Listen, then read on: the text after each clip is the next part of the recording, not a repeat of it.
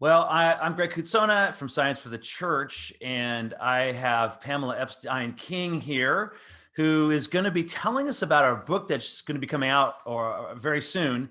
But I want to tell you a little bit about her. But first, Pam, it's great to have you and to be able to talk with you about your work and this book and just some of the insights you have about psychology and Christian faith.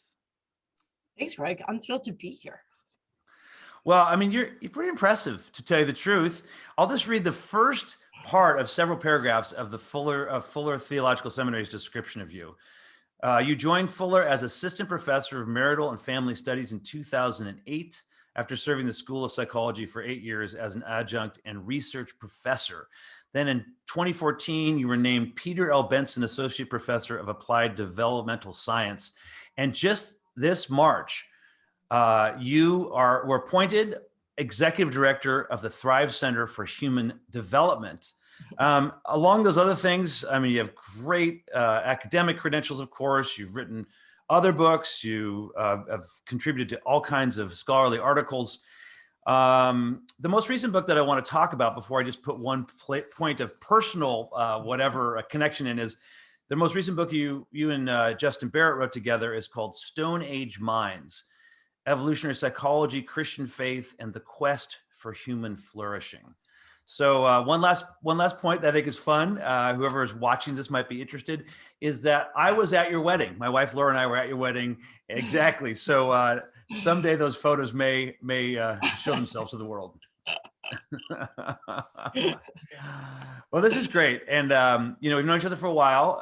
And in the past few years, I've gotten to know more about your professional work. So still, for those who don't know you, would you tell us about your background first as a Christian and then as a specialist, I'm going to put it this way, as a leading scholar in psychology, especially psychology and faith? Well, thank you, Greg. Thanks. Thank you for the compliment. Honor. I sometimes say I was pretty much born and raised in a Presbyterian pew.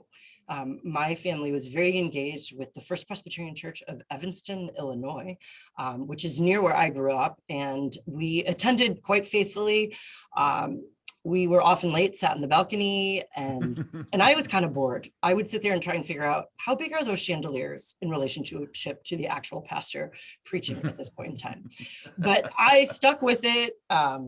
Was very involved in the youth group, and somewhere along the way, I encountered God in a new way, and realized that faith was not just about showing up and enduring a worship service, but really was an active relationship with a loving God and a Savior, Christ. And that happened for me in 1980 when I was a middle schooler, and faith has actually become been the most orienting part of my life since then.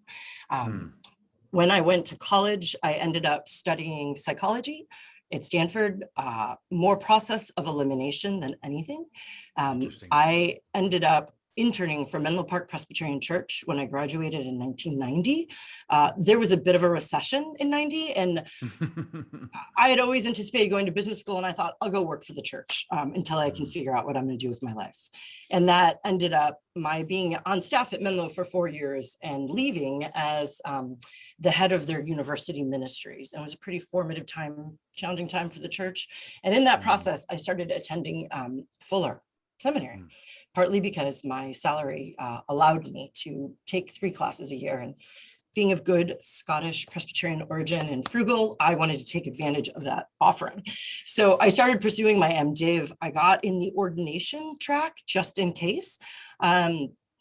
And so I ended up finishing an MDiv and pursuing ordination in the Presbyterian Church.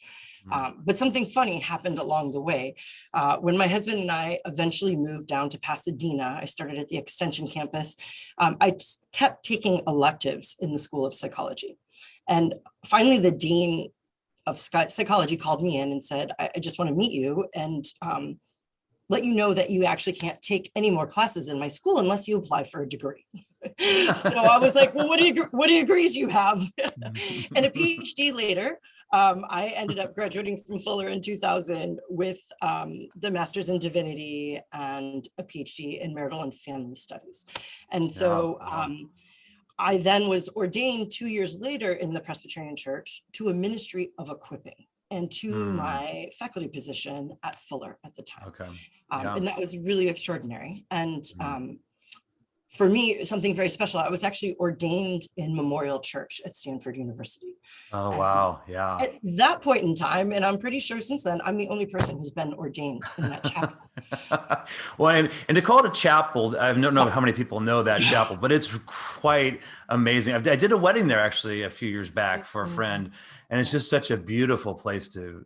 It's a beautiful worship place, and I can imagine that was kind of a bringing together of your studies, in your secular studies, if you don't mind my, calling it that, but studies outside of seminary with your ordination. What an amazing thing, It was amazing. Yeah, I ended up doing 2 years of postdoctoral fellowship at Stanford. So that's how that happened to be. But in this whole thing coming together, I was researching Jane Stanford, who actually built the chapel in memory of her husband. That's why it's called Memorial Church. Her husband died in the process of building the university. Oh. And so this was Memorial Church, and she built this grand church because she always wanted the spiritual and moral life to be at the heart of Stanford University. And I have a written letter that she wrote actually stating that. And it was so meaningful to me because that is my line of research, is both a psychological study of moral and spiritual development and how central that is to thriving. So it was very, very powerful. And that whole experience continues to live on in my life. I can imagine. Yeah. Well, and I noticed in the bio, part of the bio I didn't read. Of course, I didn't mention that you are ordained in the Presbyterian Church USA. So I could also have said the Reverend Dr. Pamela Ebstyne King, but I'm probably going to go more with Pam because that's how I've known you over the years. Anyway, Pam, it's significant in the work that you've done. You've done a lot with adolescents. Does that relate, would you say, to your own biography, or is it out of your own ministry experience in the church?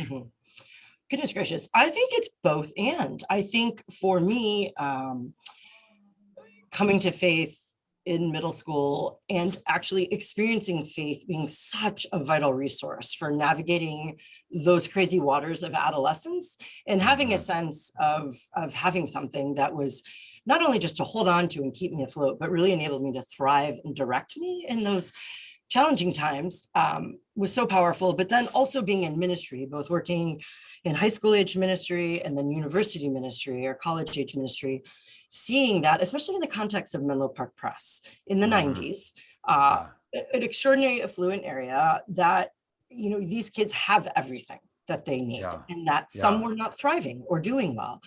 But to really see that it was faith so often that helped these kids manage, whether their parents were going through really difficult times or something traumatic happened or all was well and they were, student council president. But faith seemed to be the common denominator. And I just became really curious of what is it in the experience of lived faith that enables a young person to become their best self and not get mired down by the complexities and pressures and lack of clarity of adolescence. Totally. Well, and there's two directions I want to go. The first I'll say is this. As you know, my wife, Laura, was very involved in the youth group at Menlo Park Presbyterian and was such a formative experience for her. And I did not grow up in the church, so I didn't have that experience, but I really respect when churches connect and invest in adolescents. So, I mean, that's just like a personal thing for me, right? Yeah. The other side of it is that, in the introduction to your book, the book with Justin Stone Age Minds, you talk about this kind of dichotomy between, a society that in some ways is doing so well, but has so many markers that are demonstrating we're struggling as well. So it had an echo of that. We'll get to your book in just a minute, but was there I'd be really interested, sometimes a good way to help people know where you are, and I don't mean to place you in a negative sense, but to connect you, to connect you with other people they know as, what are some of the influences in theology, broadly speaking, and in psychology that you've had in your life, or just influences in general that have formed, your work? Mhm.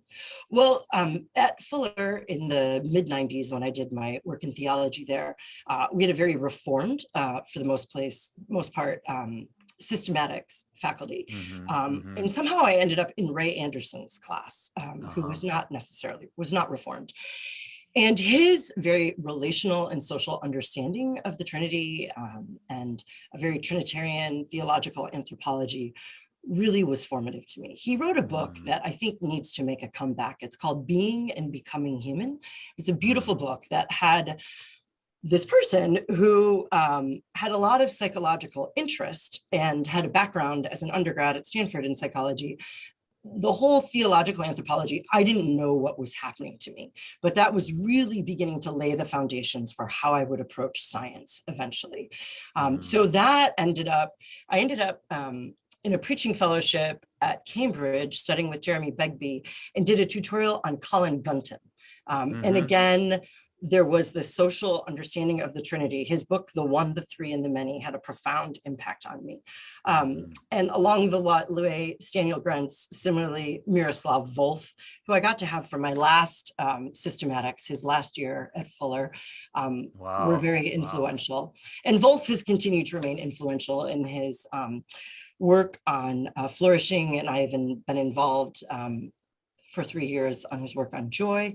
So he continues to be an influence. And I have to say, Oliver Crisp somewhat slapped me in my deep Trinitarian rootedness and got me a bit reoriented on Christology. And emphasizing that, you know, when I say Trinitarian, I don't want to underplay who Christ is and the role of salvation and incarnation. So those are all big influences in that's great. my theological journey.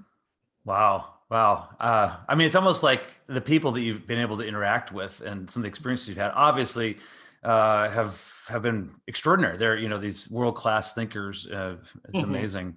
So do you want to say more? Sorry, I didn't mean to run over what you were going to say there. Well, you know, I will say this is somewhat interesting to those interested in theology, but when I came on faculty, as a research faculty and administrative faculty in 2000, you do a theology exam where you sit at a table with like 20 theologians and they grill you, which had been my instructors. One of the most terrifying moments of my life. And you write a preparatory statement, and I had really been in what was a bit newer, the Trinitarian social understanding of the Trinity, and Barrett was really in there, and I was guided that may not fly so well at the Fuller theology exam in 2000, but where now it would. So the last question I was given by Rich Mao, which I still remember, are there other areas of theology or other perspectives that may not be as reformed that you think we might heed and pay attention to? So that nicely set me up to offer my, what became a very important aspect of my work that I call the reciprocating self, but we'll probably unpack that a bit later. Well, why don't you go into that right now? The reciprocating self, that's a fascinating phrase. Say more about it. Yeah, so as a younger emerging scholar, I was tasked with teaching human development to psychologists at Fuller. And long and short, psychologists have written tomes of what it means to develop from, you know, how do humans develop normatively. And I thought, I'm teaching at Fuller, and I was doing this with my colleague and senior professor, Jack Balswick, and another colleague, Kevin Reimer. Thought, well, how do we decide what to teach? And I said, well, from God's perspective, you know, our best understanding of God's perspective, what might be the type of development God hopes for? What's the goal or purpose of human development? And that pointed me towards telos. And so I really started thinking from a teleological perspective, what is the purpose or goal of human development? If we have all this psychological science and all these psychological tools, how might we use them in the best way from a biblical perspective? So from there, I started championing this idea of our goal of development is to become reciprocating selves, not independent, autonomous persons, which actually most psychological theories are geared towards the development of an autonomous human being. And relationality is often a means towards the ends of being independent. But from a Christian perspective or Trinitarian perspective, that being unique, but being in unity and related is key to who we are as humans. And that is, from my best understanding, part of the Imago Dei. And so as Yeah. humans who are made in the image of God, we are created to become like Christ, but as our unique selves. So you're going to be like Jesus, like Greg, and I'm going to Mm-hmm. do my best at being like Jesus with the help of the Holy Spirit, like Pam. So as our Mm-hmm. unique selves, but with and for others. Right. So that notion of telos became a very orienting concept in my both theological work and my psychological work. Wow. Boy, there's so much here. I mean, I have so many different ways I want to go with this. I'll keep the script a little bit just to restrain myself. But I think personally, I can see the definite connection with your social Trinitarian theology, doctrine of God, with the importance of being made in the image of God as human beings is that relational component. And I have to say I agree with that, but that's not the important part here. The important part is that you're making those connections for your work. I just want to just clarify, just in case people don't get it, that telos just means goal or end, right? So when you're talking about a teleological look, you're saying where are we headed? Is that right, Pam? Absolutely, and I think that's really important to clarify because telos is a Greek word, so we find it throughout the New Testament, and often it might be translated as perfect, because part of the meaning of telos is complete. But I think perfect, in terms of the way we as Western individuals, in terms of perfectionism, think about perfect, that's wrong. It's more about purpose. So the goal or end to which, in the case of our discussion, that humans have been created for. So it's not about becoming perfect, but it's really about aligning with the purpose for which God has created us. And we could almost just sit with that for a minute, honestly, because I think in understanding adolescence, there's a way in which a lot of adolescents struggle with not being perfect. I think that's been only inflated since, I see it in my students in the university where with social media, there's a curated perfection you see and whatever. But really, you're saying that the telos of human life is to be a part of who God has created us to be. Is that accurate? I don't want to put words in your mouth. How would you describe our telos? Well, so I would say our telos is, go beatific vision, or really however you want to get there, united with God, love with God. We are to be like Jesus, who is the perfect image of God, right? So we are to become like Christ. And that's been something in my first version of a book, The Reciprocating Self, I didn't emphasize as much. The second one, it's more dialed up that we are called to be like Christ. And, I think all of us in Sunday school who attended Sunday school, the 10 commandments or, the gifts of the Spirit, but we're given a lot of rules of this is how it means to be like Jesus. And it's a lot more complicated than that, right? Because the challenges, and this gets to thriving as with Stone Age minds, our environments are constantly changing. And so how do we become like Christ in changing environments? And how do we become like Christ as ourselves? Not just some cookie cutter Jesus, but we're all going to be conformed to the image of God differently. So uniformity and conformity, totally different things. Yeah. That's so great. I mean, again, I don't want to stop what you're saying, because my main hope is to have people understand your work. But maybe you could just tell us just a bit about what you mean by Stone Age minds in the book and how that helps us grasp what you're talking about in terms of, what tools we come with to seeking to flourish, to thrive as human beings. And we'll get to those two words a little bit in a minute, but, to find that telos, what does it mean to have Stone Age minds, and how does that constrain and also offer possibilities for human thriving? Terrific question. I'll back up one step and say, one of the aims of my work is I have this notion of telos, or what I believe God wants for us, is to think about how do we use psychological science to help get us there. So in this project, evolutionary psychology was the tool that we had the opportunity to work with. Evolution is an issue amongst the church, faith and science. And so all the work that you're about, Greg, how is science helpful to the church? This book was really focused on how do we understand evolutionary psychology in a constructive and helpful manner to help the church, or in my words, to enable people to thrive and become who God created them to be. So the idea, with that in mind, I'll say the idea behind the phrase Stone Age minds is the idea that the human species, Homo sapiens, humans, people, that our brains are very special.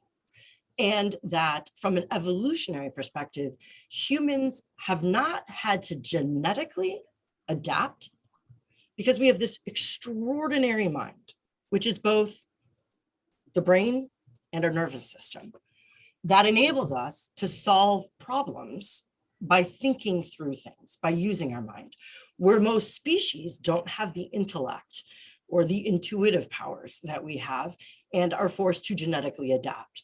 The weak die out, the stronger live. So an example we use in the book, over time, we're talking like hundreds of years, if the weather changes and gets colder, those species that grow more fur are going to live longer. Humans, we're like, let's make a coat. Right. So our brains have not been forced to genetically change much since the Stone Age. Obviously, humans have evolved somewhat, but by and large, we are changing the way we think and getting smarter. Well, we assume we're getting smarter. Some days we're not totally convinced. Well, it's statistically over the distribution of human beings, right? Exactly. And then there's COVID, and then that gives us a whole new lens for everything. And Zoom meetings, blah, blah, blah. Are we evolving or devolving through Zoom? I'm not sure. We'll see. So that's it's just fascinating what you just said. I feel like, A, I'm just continuing to learn stuff from you, and B, a lot of what you said is just so edifying. So I love this. This is great. Then when you take this makeup that we have as Homo sapiens, then you begin to want to, I don't want to say fit in like in some kind of, you're trying to make something fit that doesn't fit, but we are created with this through the process of natural, through the natural processes. How do we thrive? And in our email interchange before this, I was mixing and matching thrive and flourishing, but those might be slightly different terms. So I would love also for you to say, are there some nuances to thriving and thriving and what those mean in terms, again, of our makeup with having Stone Age minds? Sure. Yes. Well, helpful to define terms. So within the world of psychology, flourishing tends to have to do with living a meaningful life that is satisfying. It comes out of a lot of eudaimonic tradition and particularly the field of positive psychology, which is more personality and social psychology driven, for those of you who care about different disciplines of psychology, and is really focused on adult populations. Now, the term thriving, can you just pause just for a second? No. So eudaimonic comes from that word that Aristotle is often known for, which we often translate eudaimonia, meaning flourishing, et cetera, right? Is that right, Pam? Is that where it comes from in terms of, okay. As opposed to hedonic, which is more like happiness, self-gratification seeking. Okay. So there's this meaning component.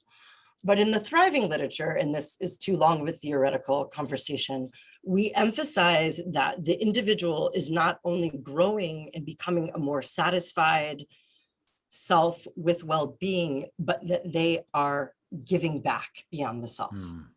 And so some of the flourishing literature, and increasingly so, will point to this notion of giving back, but it really focuses on the individual and their leading a meaningful life. So if giving back is meaningful to you, it would be in your definition of meaningful. But the thriving literature is really about growing as an individual in their capacity also to give back. Okay. Sorry, no, continue. I want to ask you about altruism in a minute, but go ahead and we'll get to altruism and, behavior that's centered in other people and pro-social behavior. I want to ask you about that, but please, I don't want to interrupt the flow of what you're talking about. No, so, you could argue somewhat from an evolutionary perspective. When you have individuals who give back, that perpetuates a thriving dynamic between a flourishing, and when in my writing, I tend to talk about flourishing societies and thriving individuals. So if a person is not thriving if they are not enabling the world around them to flourish more fully. Okay. And then to further, sorry. No, that's I'll fine. just throw them But out. I'm interested in the connection with the pro-social work because I was reading, and we've actually put into our newsletter different points, some of the material you've done with the importance of pro-sociality and so on. So I'm very excited about that work as well. Yes. How does that connect? Great, because in our understanding of telos from a psychological perspective, so from a Christian perspective, I might say becoming like Christ as your unique self, related and giving back to others, both intimately related and contributing back in a generous sense. From a psychological perspective, and we could dive into relational developmental systems or different psychological theory, we would say growing as an individual, that unique self, being related to others, both in intimacy, because we need love, we need attachment, we need to be known to grow, but we also need to give back, enable others to grow. And third, we don't talk about becoming like Christ in psychology, but we do talk about the importance of ethical and spiritual development. So Right. sometimes I refer to that as aspirational development, so that altruism, pro-sociality comes to play both in the relatedness aspect, but it also deeply impacts our moral compass. And that is a central aspect of thriving. It's not just me, myself, and I, but it's also developing an evolving moral compass or set of ethical ideals and the motivation to pursue them that perpetuates thriving. Okay, right. So even if you want to think about this as something that helps the individual, I know that you're working against that in general, but you could still say that we're going to be our best individual selves if we are giving to other people. That's just part of how we are made. How we're wired. Absolutely. Okay. Absolutely. Well, let's see. I think one thing I wanted to make sure I helped the listeners connect with closely enough is how do you connect that human thriving with our Stone Age minds? I mean, I think you've already been doing it, but maybe just to give you an opportunity just to summarize what that connection is. Well, so this project, we had a task, like how does evolutionary psychology help us understand what thriving is? There's many different ways you might view thriving, and different philosophies have had different perspectives on flourishing and thriving. And so evolutionary psychology, we realize from an evolutionary perspective, the emphasis has always been survival, right? The survival of the fittest. And when people survive, they are living longer and their offspring live longer. One of the things we've observed from a psychological perspective, with an evolutionary perspective, is that human beings, we live in what we call a niche. We have an environment, and we're always changing our environment to make our lives better. So I use the analogy of warm clothes. I live in Los Angeles. In making our world better, we've created an ozone problem, right? So we have faster cars, better cars, they're more fuel efficient now. But because of all that we've built, we're more susceptible to the sun, correct? So we have changed our niche. We've developed tools, but we've created a new problem. So we've created a new gap. To bridge that gap, we wear sunblock. So we're always developing something, but we're pushing the edge. We're making a new problem with our old problem. Okay. Now we've created a problem. We're wearing so much sunblock, many of us are vitamin D deficient. So we have a new gap, and now we're taking vitamin D. So this concept from an evolutionary perspective is that humans live in a niche. They want to make it better, but they're always causing themselves new problems. So an analogy that we use in the book, that was Justin's, that is beautiful, is if you imagine kids jumping off a pier, and when have you ever been to camp where they have those big pillows, like inflatable, huge, and you dive on them? Well, they always go a little farther. So we're always, in a sense, making our boundaries a little farther. So thriving is effectively closing that gap. And we use the term minding the gap, tongue in cheek, because we use our Stone Age minds, we think, to mind that gap. Right. So 3 things that are very important that came out of our work about how humans thrive. These are 3 things that are very unique to humans, is that we have extraordinary learning capacities. So unlike other species, all species learn to some extent, but the human capacity to learn is extraordinary, and to develop expertise, to develop sunblock, make vitamin D. The second is that we relate, that we have prosociality, that we need others, and we are much more prosocial than others. And the third is we regulate. And as obscure or esoteric as some of these conversations are, regulating is so important. And that translates into the human capacity to set goals and to focus our energy on achieving goals. Regulation can also refer to our emotions, controlling our anger, having self-control, having patience, knowing when to pursue something or not when to pursue something. And the human ability to regulate enables us to thrive and to continue to solve these problems. So, but these things leave us a little empty. They just make us effective at continually pushing that gap forward. But where's the telos, or where's the meaning in that? Right.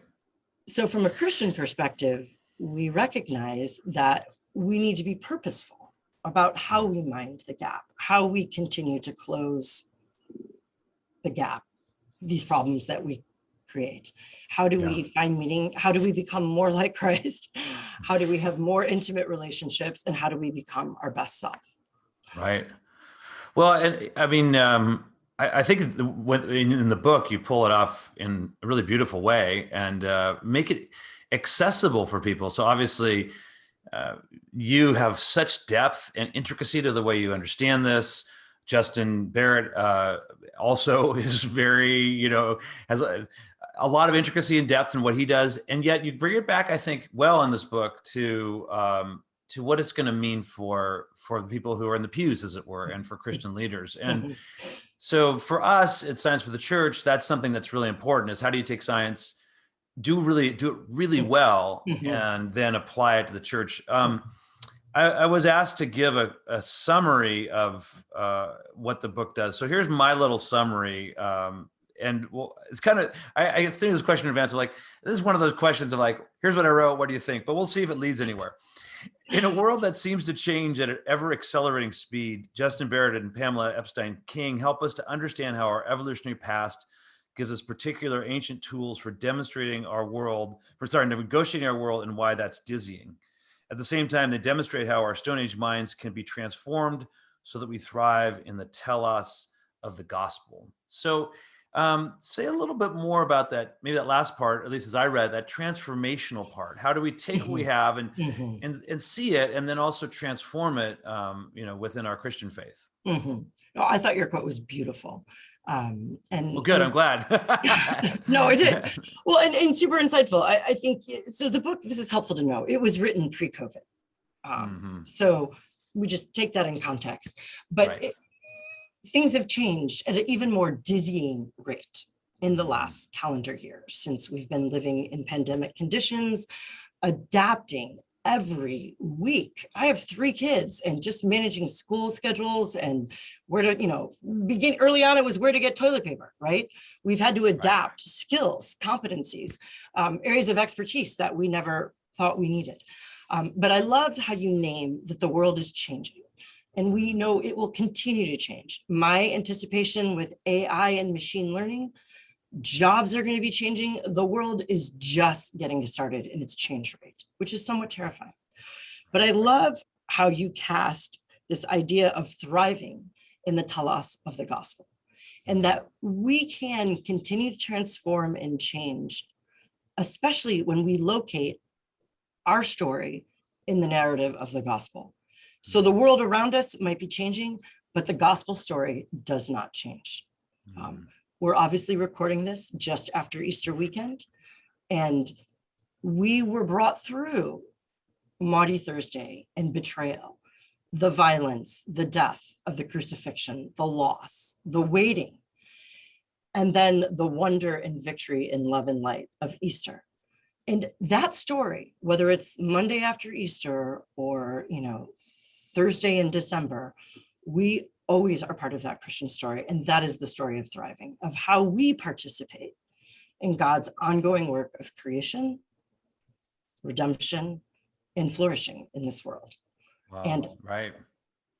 thriving is not static. It is a process, and it is our continued participation in that story and God's work. That is when we thrive. And there will be ups and downs. Is there a way that all that was exactly what I was looking for? Not the compliment, although I'm thankful for complimenting on the quote. It will adorn your book, so that's good. It'll be in there, but I'm glad because that did strike me about that. Like, I really appreciated the way that you're going into this, the depth of the insights of the insights we can gain from evolutionary psychology, what we understand from psychological science, which to me is really a great way of connecting with the gospel, science with the gospel. And do you think there's ways particularly, or I don't want to you can get to action steps if you want, but are there practical ways that either Christian leaders, Christian pastors, and or people in the pew can take what you discovered and put it into church life, their social life, and so on? Totally. Well, I think, like, from my perspective, the biggest takeaway is that I really believe that God has created us to thrive. He has not just created us to survive, not just to even mind the gap, come up with the next invention, which is going to cause another problem, and then we'll get over that. That is not what God has created us for. But God has created us to participate in his ongoing work in this world, and to do that through knowing God, experiencing God's love and grace, and growing into the person he created us to be. It's amazing to me within the Christian church how we rejoice that Psalm 139, that we're all these amazing creations. The fruits of the Spirit, we all are the gifts of the Spirit. We all have different gifts. But yet there's such pressure for conformity of this is how Christians do it. This is what it should look like. Nope, you're not in our denomination. Nope, our church has to split because we're doing it differently. But there's this incredible unique invitation to become who we are. And I think we need to be stewards of who God has made us to be. Yeah. And so one of the notes that I've been known to hit in my thinking on thriving is that we talk often about the abundant life we have in Christ. But my experience, especially of the more evangelical church, both growing up and in my professional life, is that we so emphasize, and this is not to undermine, the extraordinary gift of grace, but we emphasize what Jesus has saved us from, death, sin, but we do not put the amount of energy into what Jesus saved us for. And I really believe that God saved us for relationship with him, to build his kingdom. And to do that, we need to be ourselves as individuals and related. And I think if pastors can give their congregation, the people that they shepherd, that vision of, like, your job in this planet is to know Jesus and to become like Jesus as yourself, because God created you and God is working through you in this world. And our job is to show up as God's loving presence as ourselves. Yeah, that's beautiful. Like I said, there's just moments where I know I'm supposed to be asking the questions, but I'm just kind of taking in what you're saying, because I think that what we are designed for, where we move into, you're not always looking. It's great to look back at where, maybe the day you were saved, to use that language, the day that you became a Christian, the day that you had more of an awakening and all those things, the day you were saved from a sin that was really overwhelming you. And yet, like you said, we also want to be looking forward, because there's something really beautiful about what God has for us. And it makes a lot of sense, I think, of why we have this, this hope for that comes through Easter of something more. Like, it's not like we just have everything in the past. There's a lot more that's going to be happening, and Absolutely. flourishing will be happening into eternity, right? Absolutely. Yeah. So I often talk about, like, thriving is both, eschatological. It's happening now, but it will fully happen on the other side of eternity. And I think for pastors to impart that vision, and to structure their ministries to enable people to become who God created them to be. And that's through relationships. So we know we need good relationship skills, which, some pastors have, some don't. Some parishioners have, some don't. We all have growing issues. But I think that's really important. And one of the deepest calls in my work is oh my gosh, we have the field of psychology. We have tools. We actually understand a lot of things about how to enable people to become their better selves, not just freed up from neurosis or their mental health issues or anxiety and depression. We need to deal with all that below the line stuff. But there's so much we know that can help people thrive or flourish. And Yes. I would love to see the church be more intentional and mindful about how it can draw on psychological resources reframed in the narrative of the gospel to enable God's people to become who they were created to be and to bring glory to God. Oh, I love that. I love that. Well, let me, I'm going to ask you if there's anything you want to add, but let me just say one more time that this book, Stone Age Minds, that you've written with Justin Barrett, is just coming out through University, Ivy Academic, I think, specifically. And I really commend it to the Science for the Church audience and people who aren't in the Science for the Church audience, because I think it helps people to see the way that psychological science can be brought to Christian life and ministry in a really profound and ultimately a life-affirming way. And that I think is so powerful. It's not dry. It's not somehow, like you said, just here's how you're screwing up, but here's how this can lead you into something more deeply. I wonder if there's any last thought you want to leave us with, either from the book or from something that you just didn't get a chance to say. Think on that for a sec. I will say just about the book, like, don't be turned off by the evolutionary psychology part. I was sharing with Greg before we officially started recording, in this process of writing the book, in the last version, Justin rewrote in his voice, which is so accessible.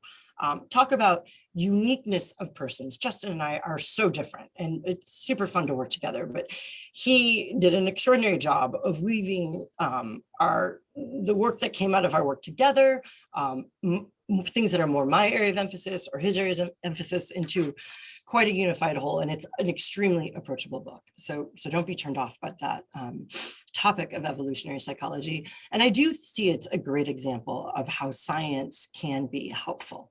But I would leave listeners with the idea of thinking about in their own life, what is your telos? What is the purpose for which God created you? And not to get stuck on how you understand that now, because it will evolve. And this life is about transformation, as you put in your quote. We don't know what tomorrow will bring, as we've learned. And how do we hold on to who God created us to be?